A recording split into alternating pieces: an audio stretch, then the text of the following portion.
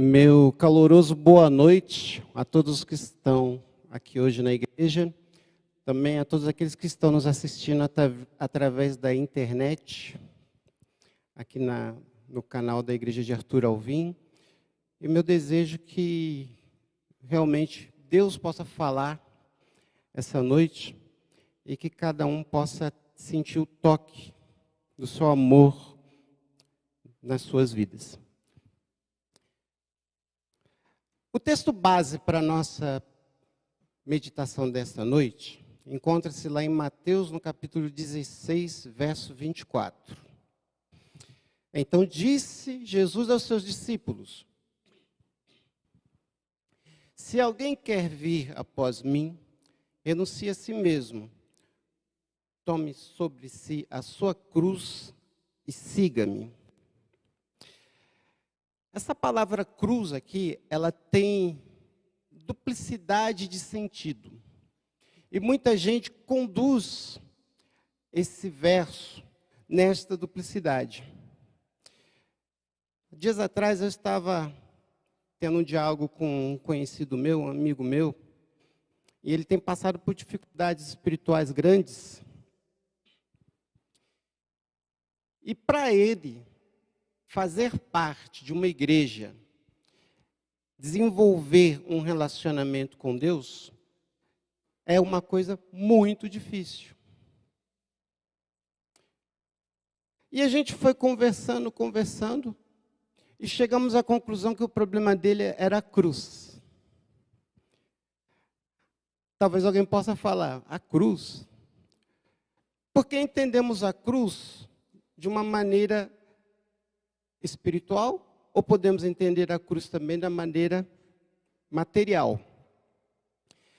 A cruz, hoje, sem dúvida nenhuma, é um dos símbolos mais usados pelas religiões no mundo. Mas como surgiu o seu uso? Durante o primeiro século do cristianismo, não se usava a cruz como símbolo para a nova religião que surgia, os seguidores de Cristo Jesus. Uma vez que, ao lembrar da cruz, as lembranças que eles recebiam não eram boas lembranças. Eles lembravam de sofrimento, de dor. E a própria cruz, mesmo antes da crucifixão de Jesus Cristo, era um instrumento para infligir dor e sofrimento. No começo do cristianismo, o símbolo mais usado era o peixe, porque os fundadores, os primeiros apóstolos, tinham uma relação grande com a pesca, eram conhecidos como pescadores. E a morte de cruz, ou a crucifixão, ou crucificação em outros termos, era o método mais cruel já inventado para infligir a morte a um ser humano. A vítima era amarrada ou pregada em uma viga de madeira durante vários dias até a sua eventual morte. Só por isso já seria cruel. Mas, além disso, as pessoas que eram condenadas à morte também passavam por uma outra penalidade chamada flagelação, onde a pessoa era presa a um toco de madeira e os soldados romanos vinham com chicotes que eles chamavam de azarrogue, que tinham pontas de ferro, pregos, e castigavam aquela pessoa com aquele instrumento. Às vezes, o sofrimento causado por aquilo era tão grande que a pessoa morria ali mesmo, não chegava nem mesmo a ser crucificado. Essa modalidade de pena de morte, segundo os historiadores, foi trazida para o Ocidente por Alexandre. E ele gostou dessa modalidade porque ela combinava a vergonha e a tortura. Nunca era feito em particular.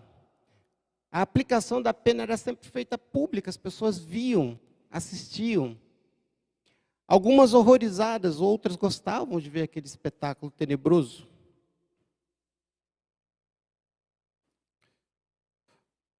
A vítima, depois de passar por essa tortura do flagelo, ela era levada a um local público.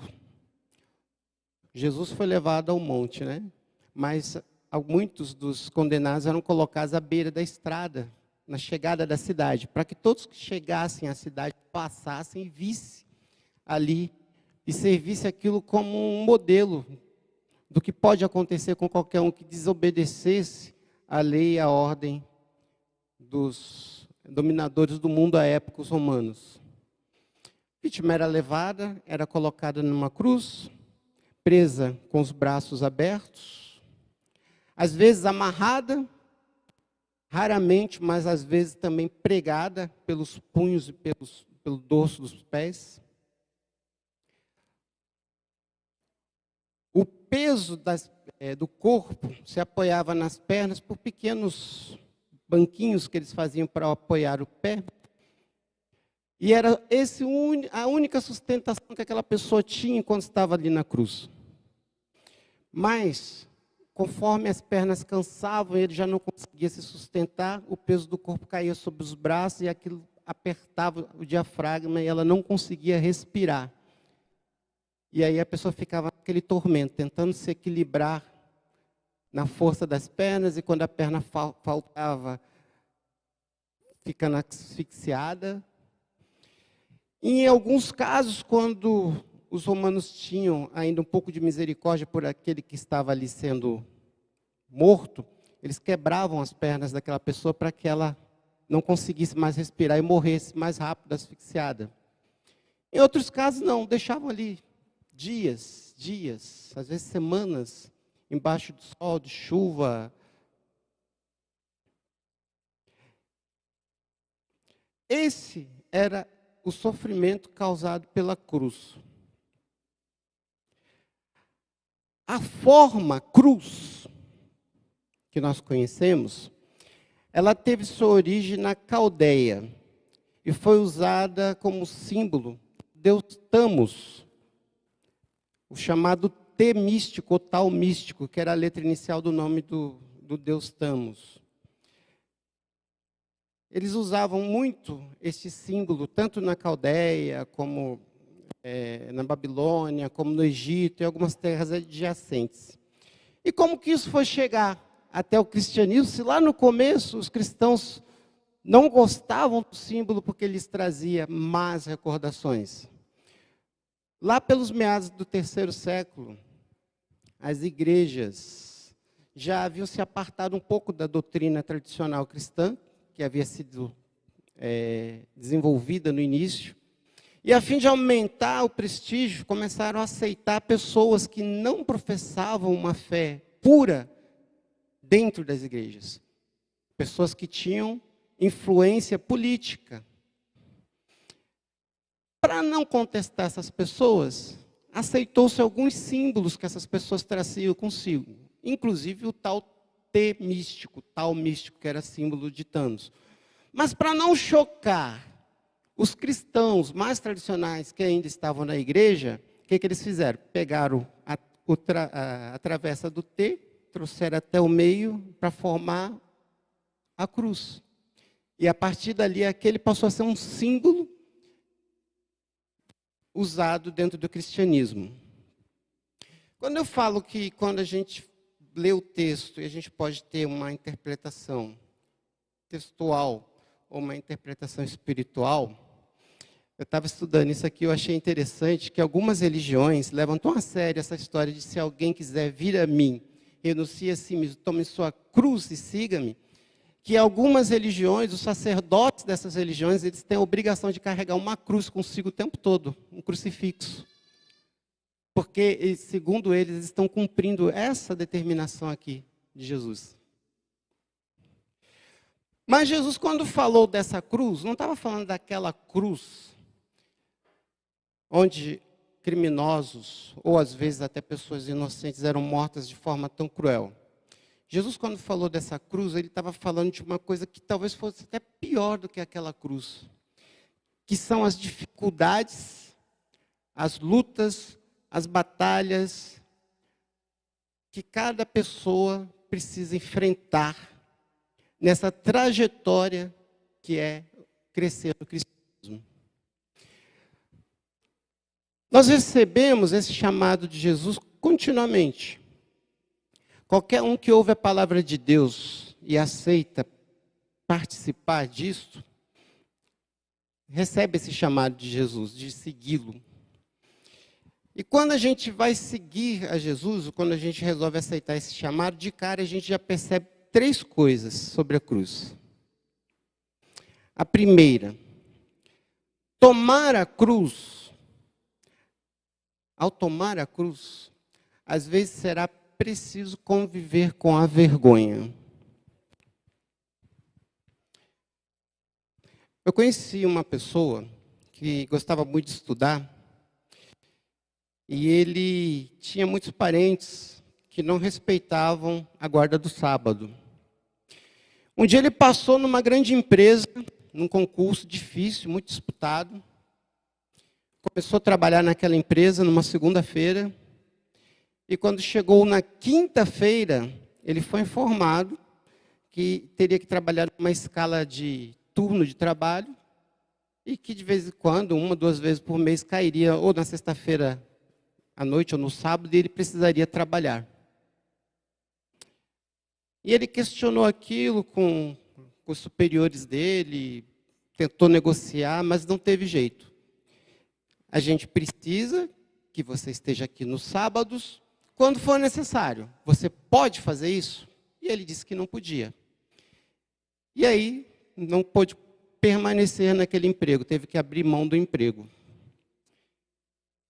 Foi para casa muito chateado, lógico, porque estava perdendo uma grande oportunidade. E a coisa foi espalhando entre a família, e daqui a pouco um dos tios dele ligou para ele e falou barbaridades para ele pelo telefone. Como você é capaz de abrir mão de um emprego desse por causa dessa coisa de religião? Isso é fanatismo. Você vai morrer de fome. Você é uma pessoa inteligente, está passando por um idiota, defendendo essa coisa ridícula.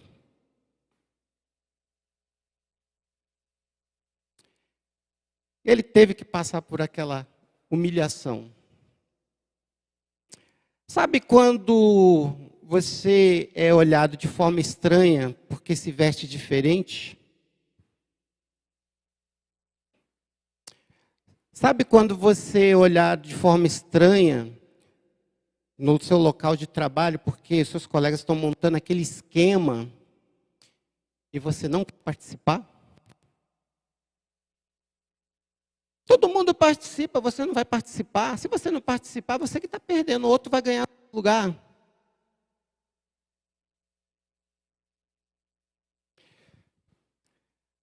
Ao tomar a cruz, às vezes será preciso conviver com a vergonha. A vergonha aqui nesse mundo, mas não no céu. Uma segunda coisa também que a gente pode perceber, que ao tomar a cruz, às vezes vai ser necessário conviver com a dor. Aqui mesmo nessa igreja eu tive a oportunidade de conhecer uns anos atrás uma jovenzinha que era adepta de a família dela era de uma outra igreja, né? Uma igreja, eu não vou citar o nome, acho que alguns aqui vão lembrar. Uma igreja que tem uma doutrina muito rígida.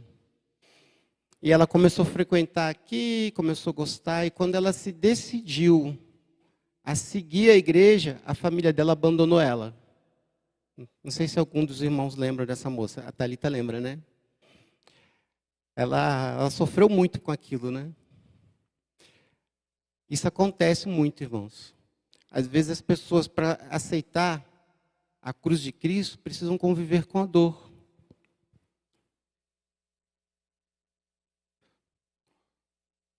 Uma terceira coisa, talvez a mais importante que a gente precisa entender sobre aceitar a cruz de Cristo, é que ao tomar a cruz de Cristo, a gente tem a certeza do perdão. Lá em Colossenses, no capítulo 1, do versos 22 a 23, fala assim: a vós também, eu, você, aqueles que estão assistindo pela internet, que outrora eres estranhos e inimigos no entendimento pelas vossas obras más, agora, contudo, reconciliou no corpo da sua carne, pela morte, a fim de perante ele vos apresentar santos, sem defeitos, irrepreensíveis, se é que permaneceis na fé, fundados e firmes, não vos deixando apartar da esperança do evangelho que ouviste, e que foi pregado a toda criatura que é embaixo do céu, e do qual eu, Paulo, fui constituído ministro. Na minha personalidade, nunca eu seria achado na presença de Deus sem defeito, irrepreensível.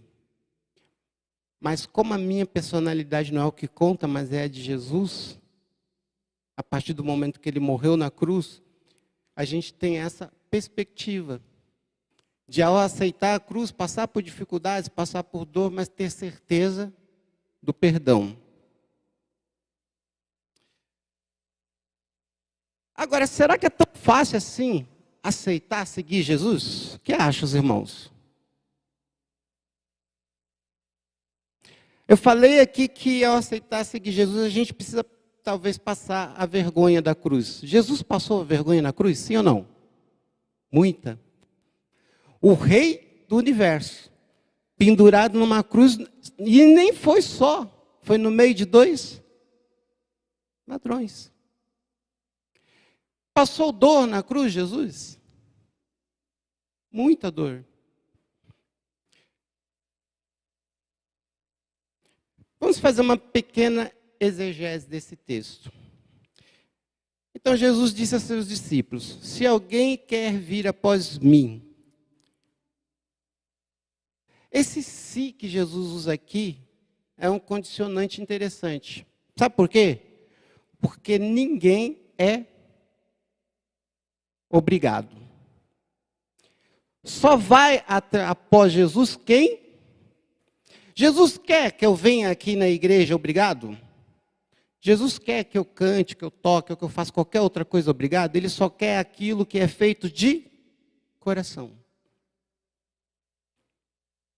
Então, se a pessoa entrou no caminho do cristianismo, ela entrou porque quis. Mas se ela entrou porque quis, se ela entrou de coração, aí vem a segunda frase da palavra, do texto. Renuncie a si mesmo. Aí a coisa começa a ficar um pouquinho complicada. Porque renunciar a si mesmo, que Jesus fala aqui, é simplesmente o fato de dizer que estar numa igreja, fazer parte de uma igreja, tentar desenvolver um caráter cristão, é tentar ser cada dia mais parecido com Jesus. Mas o ser humano é como? Orgulhoso, egoísta.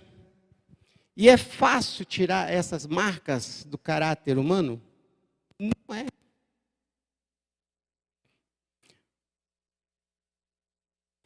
Mas o ser humano que consegue vencer essa batalha e renunciar a si mesmo, e isso é dia a dia. Aquela pessoa que renunciou tudo hoje estava ali num patamar espiritual maravilhoso, amanhã pode estar lá embaixo espiritualmente de novo. Vai precisar enfrentar uma nova batalha, crescer de novo espiritualmente, e talvez mais na frente esteja lá embaixo de novo. A Bíblia chama isso de santificação, né? A obra de uma vida, sempre crescendo, sempre melhorando, sempre buscando mais.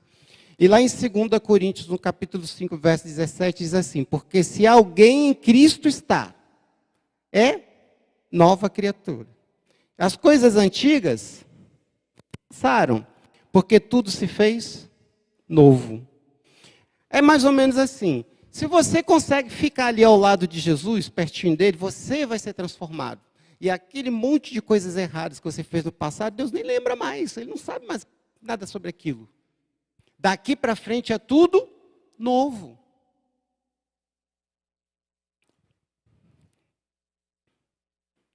Ah, mas, puxa, estava tão bem. Aí aconteceu alguma coisa lá e não interessa. A hora que der a mão a Jesus e seguir em frente de novo, ele vai repetir de novo. Está em Cristo, é nova criatura. O que passou e tudo se fez novo. Maravilha, né? Sabe por que isso é maravilhoso? Porque se a gente não acreditar nisso, a gente não consegue ser cristão. Quem aqui consegue ser 100% cristão, santo, o tempo inteiro? Se alguém levantar a mão aí, não vai ser, porque não vai estar falando a verdade. Ninguém consegue. Entrando, saindo, em algum momento a gente vai cometer, nem que seja naquele momento que você está dirigindo e toma uma fechada no trânsito e você fala alguma coisa que não deveria falar para outro motorista. Nem que seja naquele momento que em casa as coisas não batem, o raciocínio e você fala alto com a esposa. Ninguém consegue. A gente precisa dessa renovação constantemente. E a maravilha é que essa renovação está constantemente à disposição de cada um de nós. Aí, na frase seguinte do nosso texto bíblico, fala assim: tome sobre si a sua cruz. Eu já falei que cada um tem suas dificuldades. A cruz do amigo lá que eu estava conversando há uns dias atrás, é que ele tinha um fraco pela bebida alcoólica. É um excelente funcionário, trabalho com ele já há vários anos, nunca me deu nenhuma dificuldade. Mas assim, a hora que ele passa por alguma dificuldade emocional, onde ele vai resolver a dificuldade dele? Na bebida. E aí ele fica pior, porque ele se sente mal. E aí precisa de acompanhamento psicológico, etc. E ele já foi, não da nossa igreja, mas de uma outra igreja, por muitos anos se afastou, e um dia desse a gente ficou horas conversando lá pela teleconferência. Eu falei para ele: mano, você precisa voltar para a igreja. Quando você estava na igreja, você convivia melhor com esses problemas seus. Aí ele falou assim: ah, você tem toda a razão, Rogério. Eu sei disso, o problema é que depois que a gente sai, para voltar é muito difícil. Ora por mim. Estamos orando, eu já trouxe o nome dele aqui algumas vezes, inclusive no culto. O problema dele era a bebida. Para um outro, talvez a cruz seja um outro vício, drogas. Talvez para outro, a cruz seja ser tão bem sucedido que aquilo vira um problema para ele. E ele começa a achar que as outras pessoas não são tão merecedoras da atenção dele.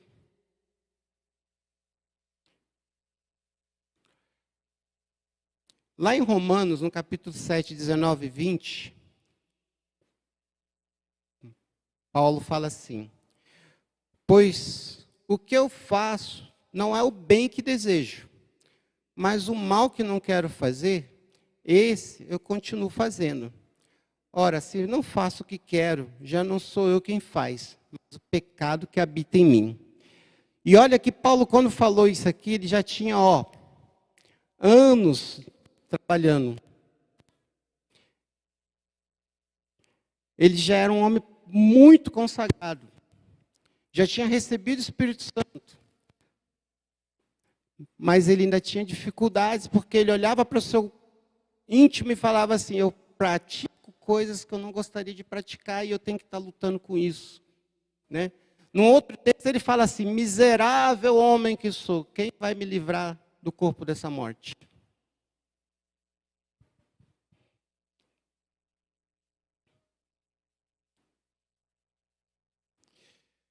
Aí, a última frase do nosso texto fala assim: siga-me.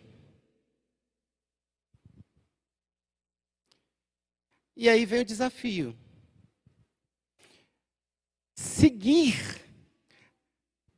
é uma constância, não é isso? Está ali o tempo todo seguindo. Se eu parei, já não estou seguindo mais. Lá em Mateus, no capítulo 19, tem a história lá do jovem, que era rico e foi perguntar a Jesus: mestre, o que eu preciso fazer para herdar a vida eterna? Olha, meu filho, você, para herdar a vida eterna, precisa guardar os mandamentos de Deus. Ah, mas isso eu faço desde criancinha.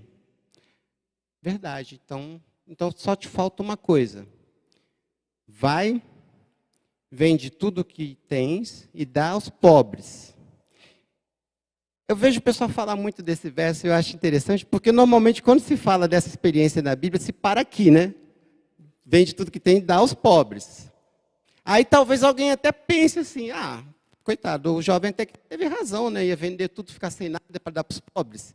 Mas Jesus fala mais uma coisinha que a gente normalmente passa batido quando fala desse verso. E terás um tesouro no céu. Quem não quer ter um tesouro no céu? Mas aquele menino, segundo a Bíblia, saiu dali meio desanimado, foi embora porque ele tinha muitos bens. E ele não foi capaz de renunciar a si mesmo, renunciar aos seus bens naquele momento, para seguir a Jesus e ter um tesouro no céu.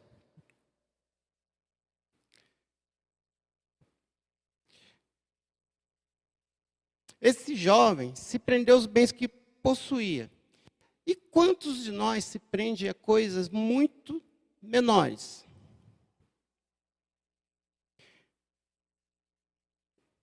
Quantos de nós se aceita ser escravizado por coisas muito menores do que isso?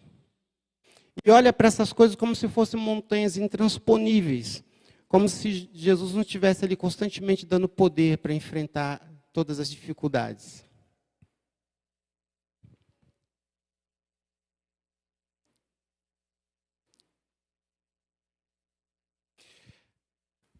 Seguir a Jesus pode até ter seus melindres, suas dificuldades, mas ao seguir a Jesus, a gente tem a certeza de estar sempre num lugar onde existem milagres, onde existe alegria, onde existe amor, onde existe confiança.